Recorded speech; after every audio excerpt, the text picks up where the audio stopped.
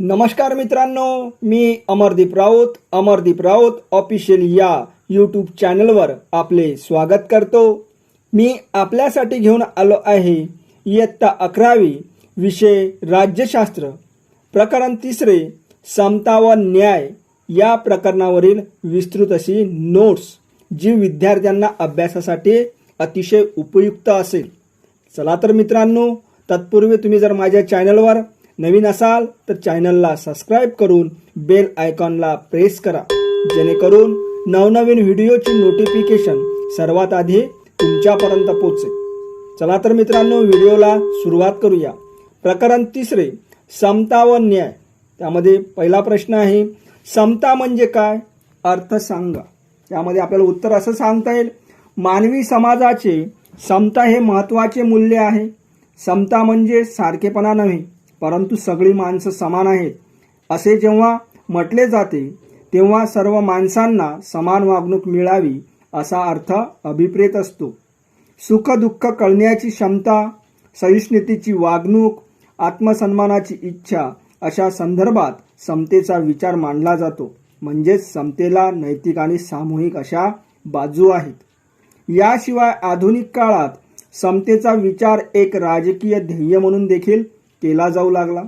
जगात असंख्य प्रकारच्या असमानता आहेत। काही असमानता नैसर्गिक तर काही असमानता मानवनिर्मित आहेत। नैसर्गिक असमानता म्हणजे वर्ण, उंची, बुद्धिमत्ता, शारीरिक बळ, आनुवंशिकता इत्यादीमधील फरक होय। मानवनिर्मित असमानता जात, पैसा, धर्म इत्यादीच्या आधारावर निर्माण केलेल्या असतात। प्रत्येकाची योग्यता, क्षमता आणि दृष्टिकोन वेगळा असतो, हे सर्वश्रुत आहे। मात्र त्यांना त्यांच्या कौशल्य आणि बुद्धिमत्तेनुसार विकासाची समान संधी दिली पाहिजे। समाजातील सामाजिक, राजकीय आणि आर्थिक व्यवस्थांमध्ये समता असणे आवश्यक आहे। न्याय, स्वातंत्र्य या संकल्पनांना समतेच्या कसोटीवर मांडल्या जातात। म्हणूनच समतेची संकल्पना बुद्धिप्रामाण्यवादी आहे। त्यानंतर आहे समतेचा इतिहास। राजकीय तत्त्वज्ञानांच्या इतिहासात समता ही संकल्पना ग्रीक काळापासून अभ्यासली जाते। जुलूम, अनियंत्रित राजेशाही, असमान सामाजिक परिस्थिती अशा त्या वेळच्या संघर्षातून समतेच्या संकल्पनेचा विकास झाला। एरिस्टॉटल, हॉब्स, रुसो, कार्ल मार्क्स, टॉकविल यासारख्या विचारवंतांनी समता या संकल्पनेचा विकास केला। त्यामध्ये पहिले राजकीय विचारवंत आहेत नंबर 1 एरिस्टॉटल। एरिस्टॉटल यांनी प्राचीन ग्रीक नगरराज्य पद्धतीमध्ये समतेची संकल्पना मांडली होती। एरिस्टॉटल यांची समतेची संकल्पना नगरराज्यामधील नागरिकांपुरती मर्यादित होती। त्यांनी बौद्धिक आणि प्रशासकीय क्षमता मधील विषमता गृहीत धरून शासक आणि शासित हे नैसर्गिकरित्या असमान आहेत असे प्रतिपादित केले। नागरिक या संकल्पनेतून अथेन्समधील परकीय, गुलाम आणि स्त्रिया यांना वगळले होते। त्यांनी राज्यघटनेमार्फत सामाजिक विषमता कमी करण्याचा प्रयत्न केला। त्यांनी विशेष दर्जा संकल्पनेचे निर्मूलन करून कायद्यापुढील समानता हा विचार मांडला। एरिस्टॉटल यांनी त्यांच्या द पॉलिटिक्स या ग्रंथात न्याय आणि समता यांच्यातील परस्पर संबंध स्पष्ट केले। त्यानंतर राजकीय विचारवंत number 2 Thomas Hobbes. Thomas Hobbes यांनी लेविएथन या ग्रंथात नैसर्गिक समतेचा विचार मांडला। शारीरिक आणि बौद्धिक विषमता असली तरी हॉब्स यांच्या मते व्यक्तीमध्ये समानता असावी। प्रत्येक व्यक्तीस मनुष्य प्राणी म्हणून काही हक्क असणे उचित आहे। शासन संस्थेला हे हक्क व्यक्तीकडून काढून घेता येत नाहीत। हा नैसर्गिक समतेचा विचार हॉब्स यांनी मांडला आहे। त्यानंतर नंबर 3 तिसरे विचारवंत आहेत राजकीय रुसो। रुसो यांनी कृत्रिम आणि नैसर्गिक विषमतांचे विश्लेषण केले। समूह जीवनामध्ये सुखाची कल्पना बळावली। यामुळे मनुष्य इतरांवर वर्चस्व निर्माण करू लागला। मनुष्याच्या स्वार्थी प्रवृत्तीतून खाजगी मालमत्तेची संकल्पना उदयाला आली। खाजगी मालमत्ता आणि श्रमविभाजन यामुळे गरिबांचे शोषण सुरू झाले। या प्रक्रियेतून कृत्रिम विषमता निर्माण केली। तसेच रुसो यांच्या मते शरीर रचना आणि क्षमता यामुळे व्यक्तीमध्ये विषमता निर्माण होते. रुसो यांनी नैसर्गिक कायद्यामार्फत समता निर्माण करण्याचा विचार मांडला. त्यानंतर नंबर 4 राजकीय विचारवंत आहेत कार्ल मार्क्स यांनी उदारमतवादी समतेची संकल्पना नाकारून समाजवादी समतेची संकल्पना मांडून वर्गविहीन समाज निर्माण करणे म्हणजे समता निर्माण करणे होय असा विचार मांडला. कामगारांची शोषणातून मुक्ती, उत्पादन संसाधनाचे समान वितरण या संकल्पना त्यांनी महत्त्व दिले. त्यानंतर आहे त्यामुळे प्रस्थापित होणारी समता उदारमतवादी समतेपेक्षा वेगळी असेल असा विचार कार्ल मार्क्स यांनी मांडला. त्यानंतर राजकीय विचारवंत नंबर 5 टॉकविल यांनी अमेरिकन राज्यक्रांतीच्या अभ्यासावर आधारित समतेची संकल्पना मांडली. श्रमजामशाही व्यवस्था जाऊन लोकशाही व्यवस्था येणे या प्रक्रियेत सामाजिक समतेची संकल्पना विकसित होते असा विचार त्यांनी मांडला. परावलंबित्व आणि गुलामगिरीतून मुक्ती मिळवण्यासाठी टॉकविल समतेचा पुरस्कार करतात. त्यांच्या मते लोकशाहीत लोक स्वातंत्र्यापेक्षा समतेला अधिक महत्त्व देतात. त्यानंतर आहे समतेचे महत्त्व. या प्रश्नामध्ये आपल्याला असं सांगता येईल की विषमता कमी करणे हे समतेचे मुख्य उद्दिष्ट असते. आपल्याला समतेची गरज आहे ते आपल्याला पुढील कारणासाठी सांगता येईल. त्यामध्ये नंबर 1 पहिलं महत्त्व सांगता येईल न्यायस्थितीची निर्मिती. न्यायस्थिती निर्माण होण्यासाठी समता आवश्यक आहे. समाजातील मूलभूत गरजांच्या पूर्ततेसाठी संसाधनाचे न्याय वितरण हे तत्व स्वीकारण्याची गरज आहे. त्यानंतर नंबर 2 व्यक्तीचा आत्मसन्मान. जेव्हा समाज सामाजिक आणि भौतिकदृष्ट्या विषम असतो तेव्हा व्यक्तीला आत्मसन्मान मिळत नाही. म्हणून व्यक्तीच्या आत्मसन्मानासाठी समतेचे तत्व आवश्यक आहे. त्यानंतर नंबर 3 सामाजिक परस्पर सन्मान. समाजात परस्परांप्रती सन्मान राखण्यासाठी समतेची गरज असते. व्यक्तीला विकासाची समान संधी मिळण्यासाठी परस्परांचा आदर करणे हे महत्त्वाचे आहे. त्यानंतर नंबर 4 सामाजिक बंधुभाव निर्मिती. सामाजिक समतेमुळे बंधुभाव निर्माण होतो. स्वातंत्र्य आणि समता या दोन्ही संकल्पना बंधुभावामुळे प्रत्यक्ष अस्तित्वात येतात. त्यानंतर नंबर 5 विषमता नष्ट करण्यासाठी समता आवश्यक असते. समता नष्ट झाल्यास प्रत्येक प्रकारची समता निर्मिती होऊ शकते. विषमता नष्ट करण्यातून समतेला महत्त्व प्राप्त होते. त्यानंतरचा प्रश्न आहे समतेचे महत्त्वाचे पैलू. समतेचे पैलू हे पुढील प्रमाणे आपल्याला सांगता येतील. त्यामध्ये नंबर 1 कायद्यापुढील समता आणि कायद्याचे समान संरक्षण. सर्व नागरिकांना कायदा समान मानतो व त्यामुळे तो सर्वांना एकाच प्रकारे लागू करण्यात येतो. श्रीमंत व गरीब किंवा समाजातील बलिष्ठ व कमकुवत गटातील व्यक्तीला हे तत्व प्रत्यक्षात आणण्याची समान ताकद असते असे मानता येणार नाही. न्यायालयात गरीब श्रीमंत याबद्दल समान वागणुकीचा एकच मापदंड असावा असा दावा केला जातो. न्यायदानाच्या प्रक्रियेत काळा गोरा, गरीब श्रीमंत असा भेदभाव होता कामा नये. म्हणून कायद्यापुढे सर्वांना समानता असावी आणि कायद्याचे समान संरक्षण असावे असा दावा केला जातो. त्यानंतर नंबर 2 समान संधीचे तत्व. सर्व नागरिकांना त्यांच्या अंगभूत गुणांचा विकास करण्यास व पात्रता संपादन करण्यास समान संधी असावी. परंतु शैक्षणिक आणि सामाजिक कल्याणाची व्यवस्था असली तरच मागास गटातील व्यक्तींना प्रगत गटातील व्यक्तींशी खऱ्या अर्थाने समान पातळीवर स्पर्धा करता येते. म्हणून समान संधीचे तत्व हा समतेचा आधार मानला जातो. त्यानंतर आहे समतेचे प्रकार. समतेचे 5 प्रकार आहेत. ते समतेचे प्रकार आपल्याला पुढील प्रमाणे सांगता येतील. त्यामध्ये नंबर 1 नैसर्गिक समता. नैसर्गिक समतेनुसार निसर्गतः सर्व माणसे समान आहेत. नैसर्गिक समतेच्या तत्वाचा अर्थ निसर्गाने सर्व माणसांना सारखी क्षमता व गुणवत्ता बहाल केली आहे असा नव्हे, मात्र उपजत कमी जास्त क्षमतांच्या आधारे भेदभाव केला जाऊ नये व सर्वांना अधिकाधिक आत्मविकासाची संधी समाजात उपलब्ध व्हावी हे अभिप्रेत आहे. प्लेटो आणि एरिस्टॉटल यांना नैसर्गिक समतेची संकल्पना अमान्य होती, मात्र पाश्चिमात्य ख्रिश्चन विचारवंतांनी सर्व माणसे एकाच ईश्वराची लेकरे आहेत असे मानले. आधुनिक काळात हॉब्स, लॉक, रुसो या विचारवंतांनी राज्यपूर्व अवस्थेतील माणसांमधील नैसर्गिक समतेची संकल्पना मांडली.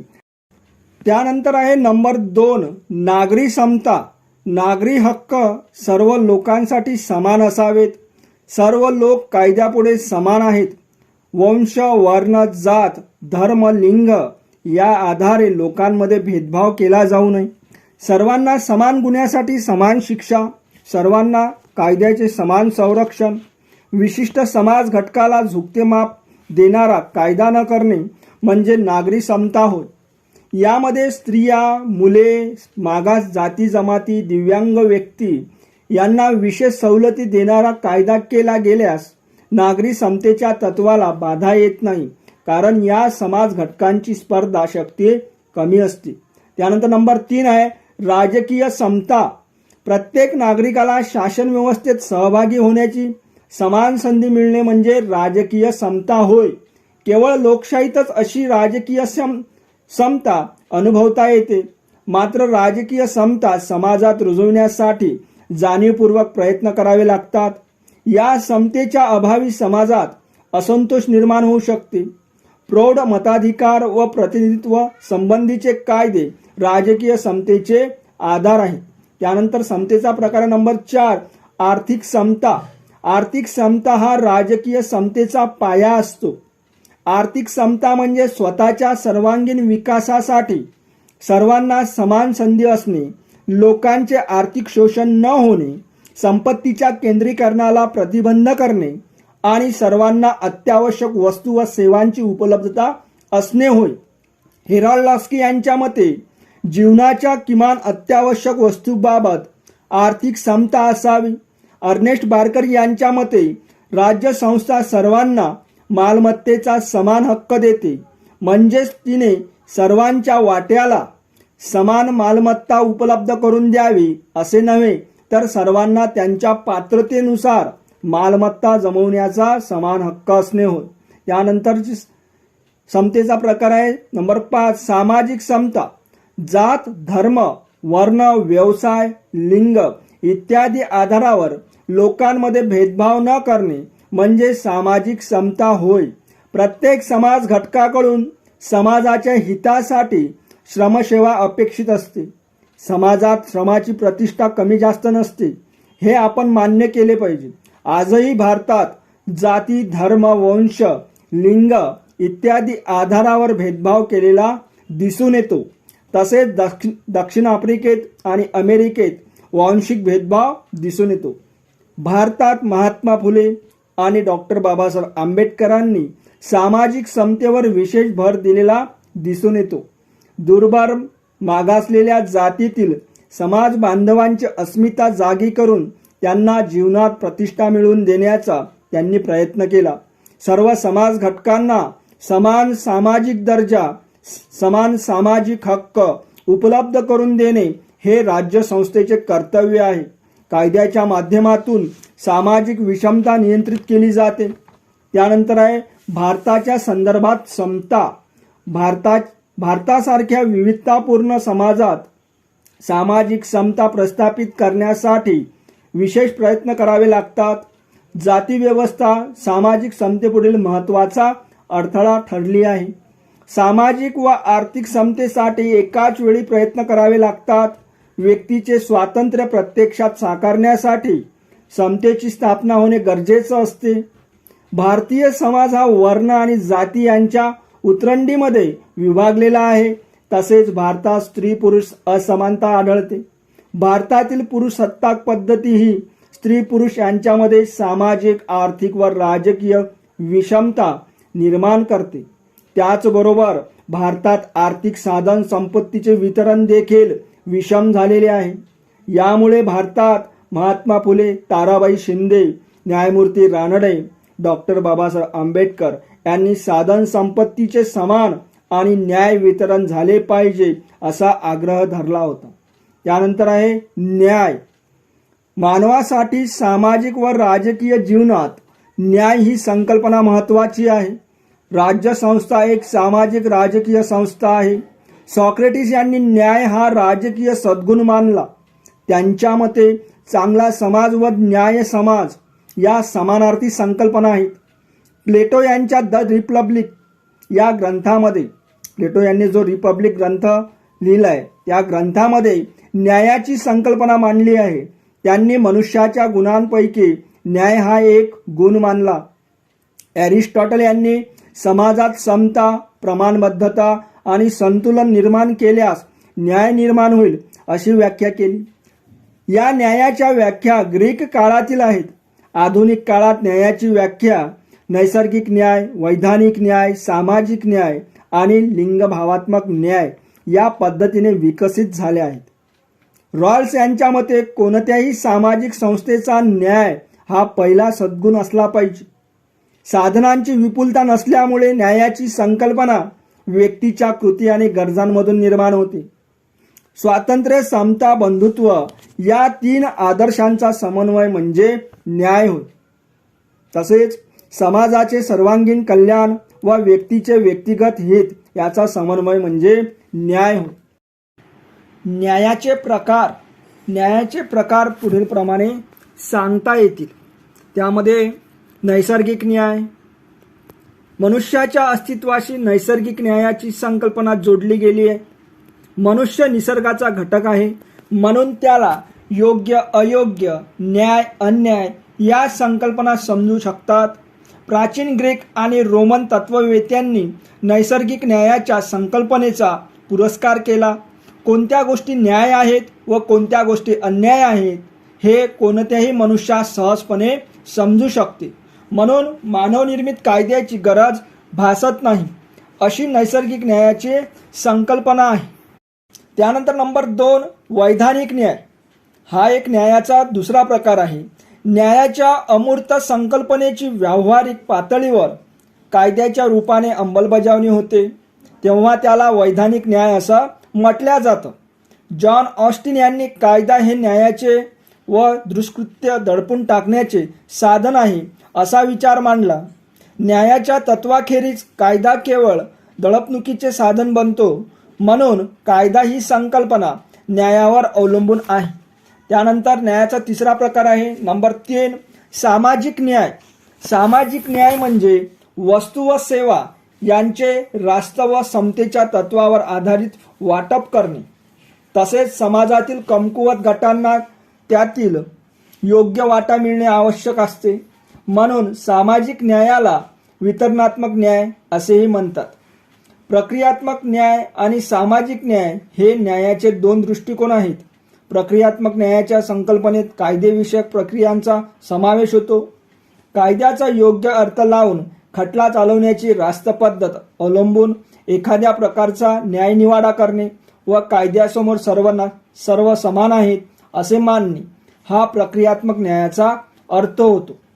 रॉबर्ट नॉजिक यांनी प्रक्रियात्मक न्यायाचे विवेचन केले तर Karl Marx, doctor Babasaheb Ambedkar आणि जॉन रॉल्स यांनी सामाजिक न्यायाचे विवेचन केले.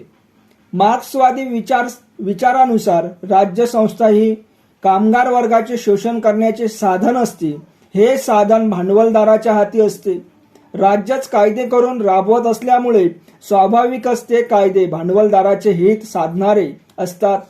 कार्ल मार्क्स यांच्या मते साधन संपत्तीच्या न्याय वितरणाची खात्री असावी यासाठी भांडवलशाही व्यवस्थेचे समाजवादी व्यवस्थेत रूपांतर होणे आवश्यक मानले गेले. समाजवादी व्यवस्था आहेरे वर्गाच्या मालमत्तेच्या हक्कापेक्षा नाहीरे वर्गाच्या समतेच्या व न्यायाच्या हक्कांना प्राधान्य देते. म्हणून समाजवादी कार्यक्रम राबविणे म्हणजे न्याय अशी भूमिका मार्क्स यांची होती. जॉन रॉल्स हे सामाजिक न्यायाचे पुरस्कर्ते होते. त्यांनी वितरणात्मक न्यायाचा सिद्धांत मांडला. व्यक्तीला अनेक इच्छा असतात, त्यापैकी कोणत्या इच्छा न्याय आहेत हे सांगणारा सामाजिक न्यायाचा सिद्धांत रॉल्स मांडतात.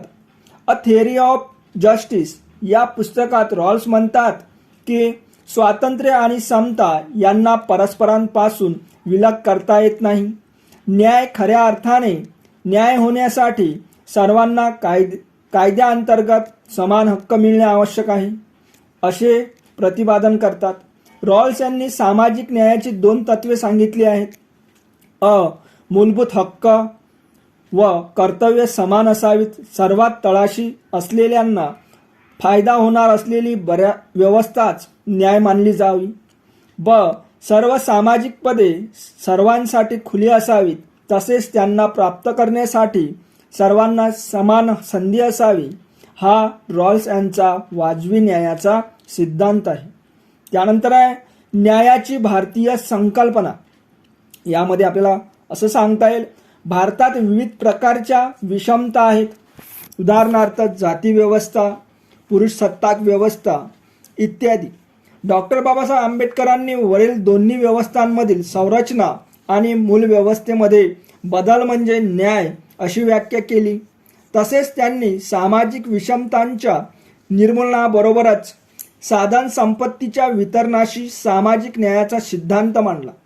भारतीय संविधानात न्याय प्रस्थापित करण्याचे प्रक्रियात्मक न्याय आणि सामाजिक न्याय असे दोन मार्ग आहेत.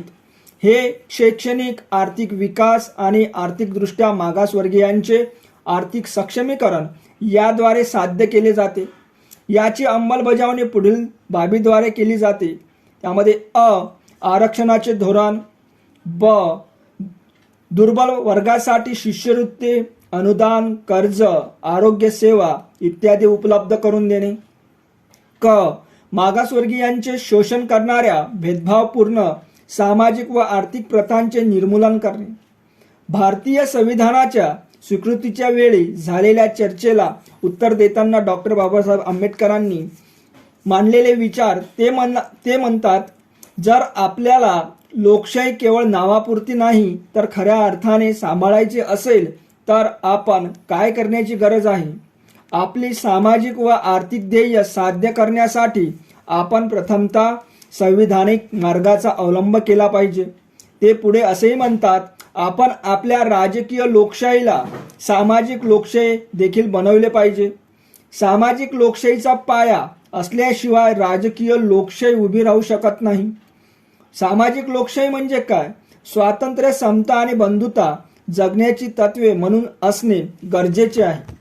मित्रांनो, आपण इयत्ता 11वीचे प्रकरण 3ऱ्यावरची नोट्स बघितली. मित्रांनो, हा व्हिडिओ आवडला असल्यास व्हिडिओला लाईक करा, शेअर करा आणि चॅनलला सबस्क्राईब करा. थँक्यू.